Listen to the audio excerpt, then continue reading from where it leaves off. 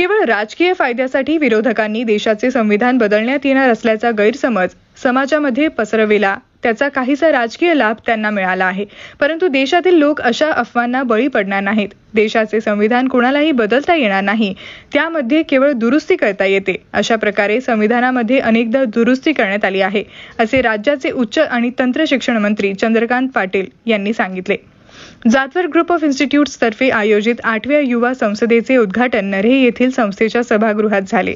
यावेळी माजी केंद्रीय मंत्री भागवत कराड, जाधवर ग्रुप ऑफ इन्स्टिट्यूटचे अध्यक्ष प्राचार्य डॉक्टर सुधाकरराव जाधवर, उपाध्यक्ष ॲडव्होकेट शार्दूल जाधवर यावेळी उपस्थित होते. संस्थेच्या उडान या अंकाचे प्रकाशन मान्यवरांच्या हस्ते झाले. यावेळी खासदार अरविंद सावंत यांना आदर्श खासदार पुरस्कार, सुधीर मुनगंटीवार, सत्यजित देशमुख आणि अमित गोरखे यांना आदर्श आमदार पुरस्कार, विठ्ठल काटे यांना आदर्श नगरसेवक पुरस्कार, सचिन शेलार यांना आदर्श सरपंच पुरस्कार, ॲडव्होकेट मंगेश ससाणे यांना आदर्श युवा पुरस्कार देऊन गौरविण्यात आले. सन्मानपत्र, सन्मानचिन्ह, शाल, पुणेरी पगडी असे पुरस्काराचे स्वरूप होते. हे जे मंचावरती बसलेली मान्यवर ज्यांना आज आपण विविध क्षेत्रामध्ये काम करत असल्यामुळे ज्यांना आपण पुरस्काराने सन्मानित करणार आहे, या सगळ्या लोकांनी स्वतःच्या आयुष्याचा विचार केलेला नाही, स्वतःच्या घरादाराचा विचार केलेला नाही. या सगळ्या लोकांनी समाजासाठी स्वतःचं आयुष्य या ठिकाणी वाहून घेतलेलं आहे. आणि म्हणून आपल्या नावाचा ठसा नुसता महाराष्ट्रामध्ये नाही, भारत देशामध्ये नाही, तर संपूर्ण जगामध्ये स्वतःच्या नावाचा ठसा उठवण्याचं काम या सगळ्या मान्यवरांनी त्या ठिकाणी केलेलं आहे. मी चॅलेंज देतो, या सभागृहात बसलेल्या एकानेही डॉक्टर बाबासाहेब आंबेडकरांच्या नेतृत्वाखाली निर्माण झालेली घटना वाचलीच नाही. वाचली असेल तर हात वर करा. माझ्याकडे 100 कॅडबरी घेऊन मी दिवसभर फिरतो, संध्याकाळी त्यातले 2च उरतात. तर असं जो कोणी विशेष हात वर करतो त्याला मी कॅडबरी देतो. नाही हात वर येणार, माझी कॅडबरी वाचेल आणि आम्ही निघालो राजकारणात जायला. घटना म्हणजे काय? घटना म्हणजे काय झाल्यास काय करावे, इतकं सोपं. फार कठीण करून ठेवलं आपला देश. काय झाल्यास काय करावे, काय झाल्यास काय करावे, काय झाल्यास काय करावे म्हणजे घटना. राज्य म्हणजे काय, केंद्र म्हणजे काय, केंद्राचे अधिकार कोणते, राज्याचे अधिकार कोणते, केंद्र आणि राज्यामध्ये वाद निर्माण झाला कसा सोडवायचा, हायकोर्ट म्हणजे काय, सुप्रीम कोर्ट म्हणजे काय, इन्कम टॅक्स म्हणजे काय, निवडणूक आयोग म्हणजे काय. दिस इज द कॉन्स्टिट्यूशन.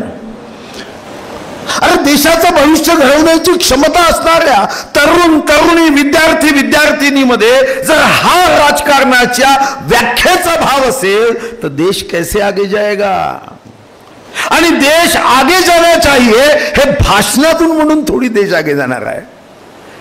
तुम्हालाही जेव्हा वाटेल ना देश बदलना चाहिए, देश आगे जाना चाहिए, तो देश को आगे बढ़ाने वाले को मत ढूंढो, देश को बदलने वाले को मत ढूंढो.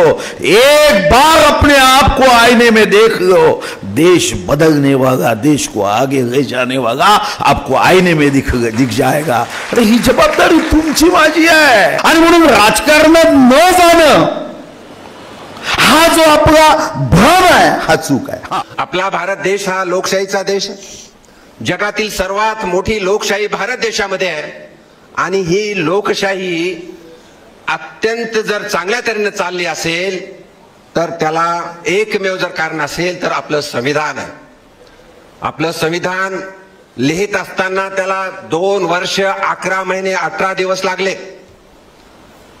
कॉन्स्टिट्यूशन असेंब्ली नावाची 239 लोकांची एक मीटिंग घेण्यात आली. 239 लोक निवडले, त्यातून हे संविधान बनलं. नंतर ड्राफ्ट कमिटी बनली. ड्राफ्ट कमिटी बनल्यानंतर त्यात 7 लोक होते. त्याचे अध्यक्ष भारतरत्न डॉक्टर बाबासाहेब आंबेडकर होते. तुम्ही जातीपातीचा उल्लेख केलात. आज प्रचंड वेदना होतात. प्रचंड म्हणजे प्रचंड वेदना होतात. हे शब्द नाहीत बरं, हे बुडबुडे नाहीत.